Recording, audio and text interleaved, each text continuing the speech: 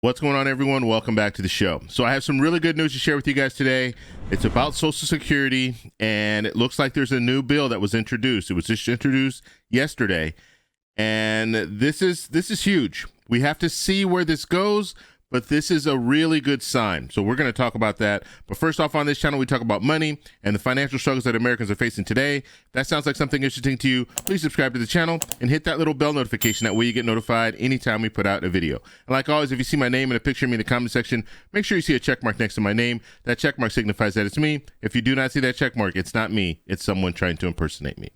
Okay, so the first thing I want to talk about, the CPI score did come out earlier this morning, and it looks like it's about 8.6, and that's overall, and that is not good. Okay, so I am going to put that out there. I will put a video out tomorrow talking a little bit more about that, but I do want to talk about this Social Security story because this is something that we've been waiting for. Okay, I've been seriously waiting to hear what politicians are going to do or how they want to move forward when it comes to Social Security. So let's go to that headline right now.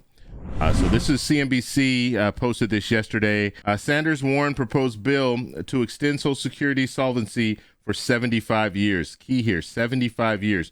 So we've been hearing the talk of Social Security will run out of the trust fund money by 2035. Well, they want to extend it another 75 years. Okay, that's what this plan is. And then increase benefits by $2,400 per year. Okay, this is another big thing because we heard the talk and they wanted to do the raise for Social Security, $200 raise for Social Security. That's what this is. That's what this would be. Okay, now they're talking about this now. You have Senator Sanders and Senator Warren talking about this now. They do have some support from other senators, and I'm going to show you that. We know Senator Sinema, Senator Manchin, everyone's looking to them to see how they feel about this. But when it comes down to it, you have Cory Booker, Senator Cory Booker. He's in favor. Kristen Gillibrand, she's in favor. Jeff Merkel. So you see the list here. I'm not going to read everyone on here. Alex Padilla from California. But you see what we have here. You can pause that. You can take a look at that. And so this is excellent news right now at this time. Now, I want to show you my illustration here because this illustration will show you all the key components of this bill. Okay, and this is very important for us to focus on the key components because this is this is one of those things where we need to know what's in the bill. We need to know how they plan to pay for it because that is where you're going to get the pushback, right? You're going to get pushback according to how are we going to pay for this, and that's what we always hear. Right now, I'll be honest with you. This is something that would probably have to be passed through reconciliation. I don't think you're going to be able to get Republicans to support this, but at least you get them to the table and start talking. And I'll talk at the end of this video, and I'll kind of explain how I think they should move with this, because regardless of what happens, regardless of the support, this needs to be something that they look at. Okay, so let's first look at what we have here. This is what it's called, the Social Security Expansion Act. Okay, so you're going to be hearing more of that in the coming months. Now, this is a new bill that was introduced. The co-authors of the bill, Senator Bernie Sanders, Senator Elizabeth Warren, and this program, what they want to do is they want to extend the solvency, okay, that trust fund money. They want to extend that to 2096. Okay, so that's the plan.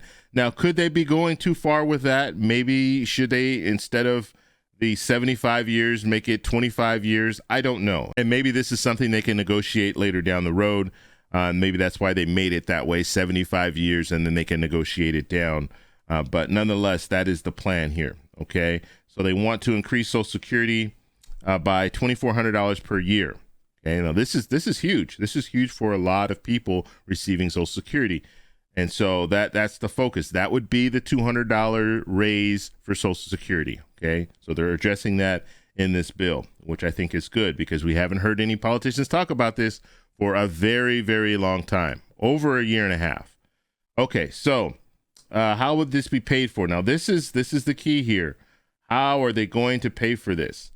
And so the first thing is they want to lift the payroll tax cap. So right now, if you are working and you make less than $147,000, then you're paying into the payroll tax. Once you hit that 147,000, anything over that, you don't have to pay a payroll tax on that. That's the way they have it currently set up. Now, what they want to do, and this should be 250,000. Put 260, so that should be a 5 there. What they want to do is they want to, if you're making 250,000 or more, then you're paying into the payroll tax. So what they'll do is they'll have a little gap. So if you make between 147,000 and 250,000, you still don't have to pay that payroll tax. But if you make 250,000 or more, that's when you have to pay the payroll tax. Okay, so the payroll tax right now is 6.2%. Okay, that's per individual, or that's an individual would pay that, and then your employer is going to also pay 6.2%. Okay, so that's the way it's set up right now. That's the 12.4% that you might be hearing, and that's how it all works.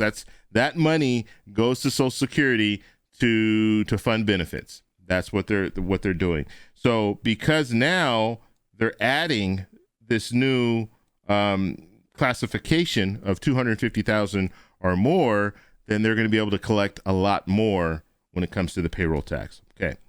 So they also want to add an additional tax. So this would be 12.4% tax on investments and business income. So that's something that would be new.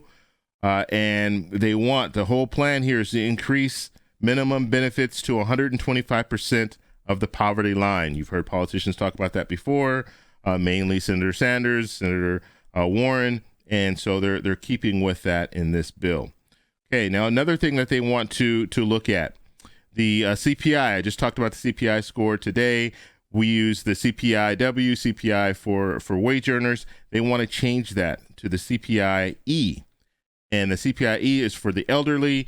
And this is good because it would focus on elderly people's needs. So instead of right now, it's wage earners, they're focused on the wage earners' needs. But if you're retired, if you're receiving Social Security and you're not working a 9 to 5, well, the classification is off. And so they want to make that classification for the elderly, and that's how they would do the cost of living adjustment. Okay.